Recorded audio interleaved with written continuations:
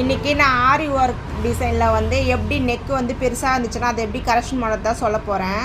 Neck வந்து அவங்களுக்கு ஷார்ட்டாக இந்த அளவு தான் அவங்களுக்கு நெக்கு. ஆனால் டிசைன் பாருங்கள் எக்ஸ்ட்ரா வந்துட்டுருக்கு. இதுக்கு என்ன பண்ணலான்னா நம்ம மேலே மட்டும் கரெக்டாக நல்லா கச்சா விட்டு எப்போவுமே போல் நம்ம இது பண்ணிங்கன்னா போதும். இங்கே கீழே இருக்க ஷேப் வந்து இது வரைக்கும் தெரிய போகிறதில்ல நம்மளுக்கு ப்ளவுஸில். இது வரையும் தான் இந்த லைட் டேனிங் வரைக்கும் தான் தெரிய போகுது. அதனால் நம்ம மேலே வந்து கச்சா அளவு விட்டு நம்ம ரெடி பண்ணி எடுத்துக்கலாம். நெக்கு வந்து டிசைன் கீழே இந்த மாதிரி வந்தாலும் பரவாயில்ல.